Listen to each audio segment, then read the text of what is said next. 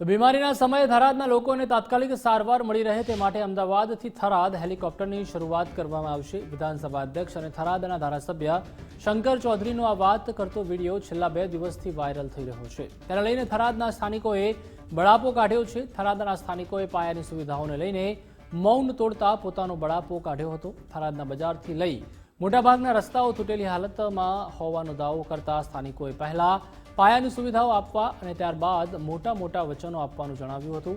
ધારાસભ્ય શંકર ચૌધરી મોટા વચનો તો આપે છે, પરંતુ પાયાની સુવિધાઓના ઠેકાણા નથી। ત્યારે ધારાસભ્યની વાત પર કેવી રીતે વિશ્વાસ આવે તેવો સવાલ સ્થાનિકો દ્વારા કરવામાં આવ્યો।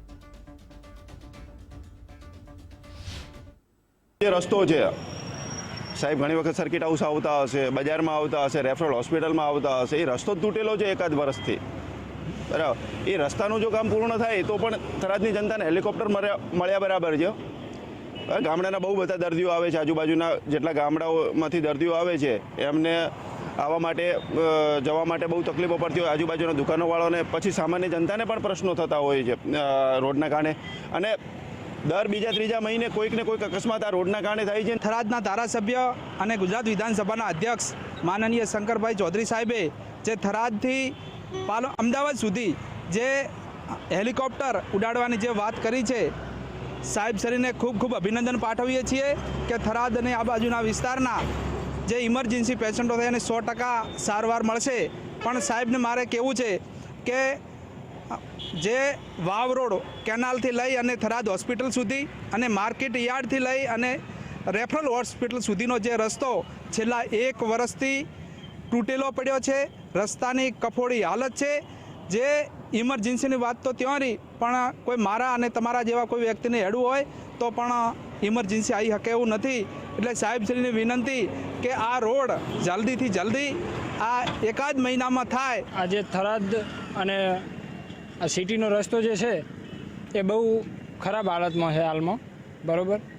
તો રોજ આવવા જવાનું થાય તો 12 મહિના થઈ ગયા રસ્તાને, અને કોઈ કાર્યવાહી કોઈ ધારાસભ્ય કોઈ કરતા નથી। એના માટે મોટી જાહેરાતો કરે કે હેલિકોપ્ટરની જરૂર છે, આપણે ચલો અમદાવાદથી કલાકમાં જાશો, કોઈ સિવિલમાં સુવિધા કરો ને, ડૉક્ટરો સારા લાવો તો ગરીબ માણસોને કોમ થાય। ખાડા ખદરા રિપેર થવા જોઈએ એટલે વિનંતી અમારે છે ધારાસભ્યને કે આટલો તરત રોડ અમાને બનાવી આપો।